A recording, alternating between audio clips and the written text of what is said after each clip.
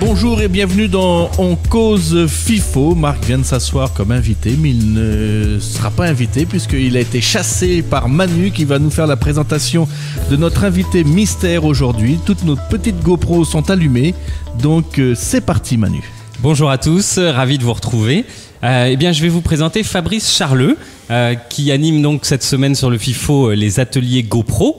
Et Fabrice Charleux est aussi gérant de Tahiti Camera qui a simplement ouvert la première boutique entièrement dédiée à GoPro, non pas à Tahiti mais dans le monde. C'est bien ça ? Exactement. Bien, alors on est ravis de t'accueillir. Il n'y en a pas d'autres. Il n'y en a pas d'autres dans le monde. Donc ça, c'est une première. C'est vous dire qu'on a cherché un spécialiste.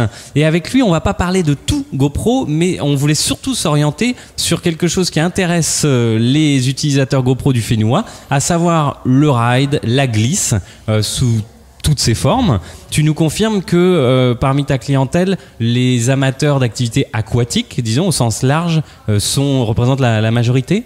Non, pas la majorité. En fait, c'est vrai que les caméras GoPro systématiquement on leur attribue un joli cliché lié à l'activité du surf. Ça a été fondé par des surfeurs. Cette compagnie a été faite par des surfeurs, mais aujourd'hui cette caméra a littéralement explosé de par ses possibilités, sa qualité. Et aujourd'hui, elle concerne absolument tout le monde. Donc, même si on continue d'un point de vue marketing à propulser des images très chocs avec du ride, des images à la sauce aussi GoPro et Red Bull. Du sport extrême. On n'est pas obligé d'être. On n'est pas obligé. Et preuve en est que il y a des vidéos faites avec des GoPro qui font un carton plein. On peut envoyer du lourd avec du bon dubstep en fond sonore et en fixant par exemple la caméra sur la tête d'un bébé en le jetant en l'air ou en filmant tout simplement avec une GoPro une scène avec une violoncelliste et un pianiste. C'est vraiment aujourd'hui la caméra multi-usage, anti-choc et étanche certes, mais voilà. Mais néanmoins, tu as quand même raison. Son étanchéité fait que l'utilisation dans un domaine aquatique est assez prisée. Et ici, ça nous arrange parce que l'eau n'est jamais très loin. Alors, je tiens quand même à préciser que les caméras GoPro avec leur petit habitacle là sont assez résistantes, ce qui n'est pas le cas des bébés. Oui, c'est ça, on est d'accord. Il vaut mieux lancer la caméra que le bébé. Ok, alors aujourd'hui on s'oriente vraiment sur des conseils pratiques pour ceux qui utilisent ou qui veulent utiliser ce type de caméra. Tu nous as parlé de 3 points, je les cite rapidement et puis après tu vas nous donner des détails. Tu nous as dit qu'il y avait 3 points clés notamment pour bien utiliser sa GoPro. Les premiers conseils, c'est l'étanchéité de la caméra. Tu vas nous en dire plus dans quelques instants. Éviter la buée, important aussi, et éviter de la perdre. Alors ça paraît simple, mais je te propose de nous donner les 2-3 trucs à chaque fois qui concernent ces points-là. On commence par l'étanchéité de la caméra.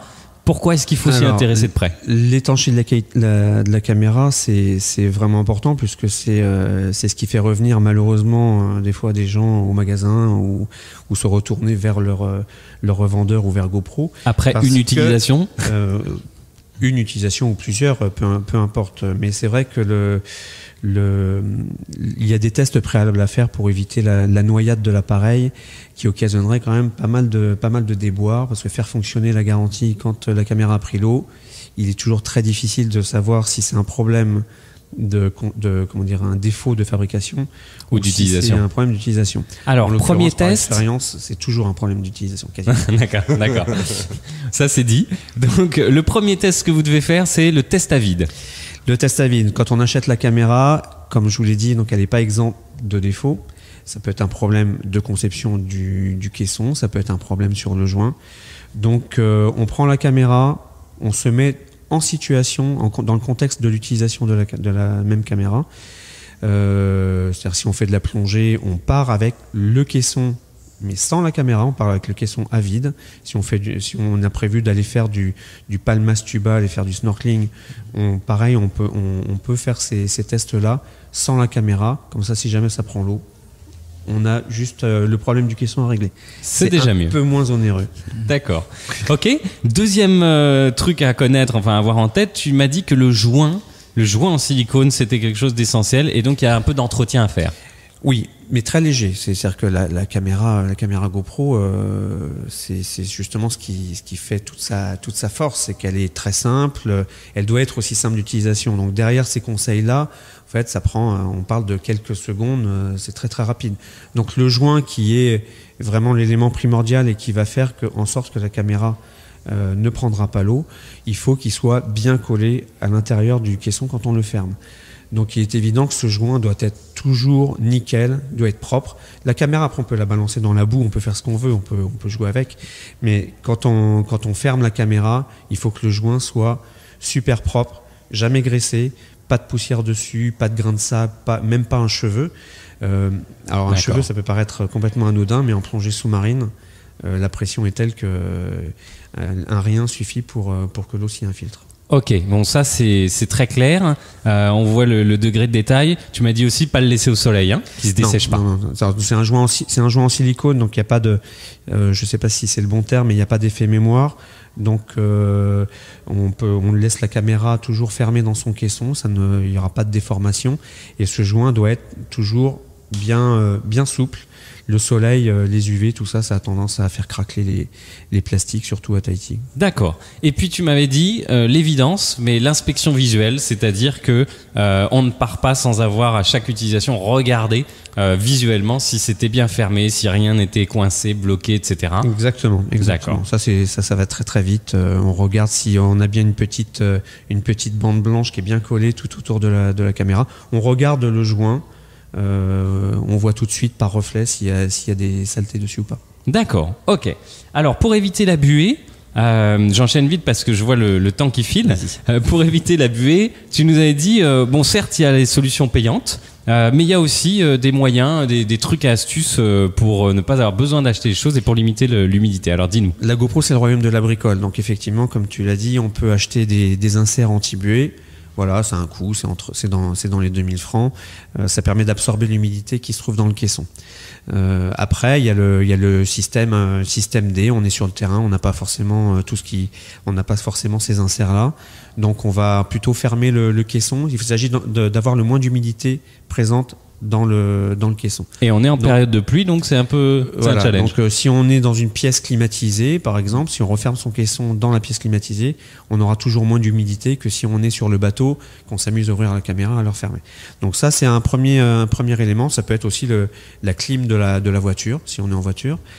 Et sinon, il y a le coût de la ménagère qui consiste à prendre, à faire un simili-vide avec un sac plastique et à aspirer une grosse partie de l'air qui se trouve à l'intérieur du sac et de refermer la caméra au travers du sac plastique.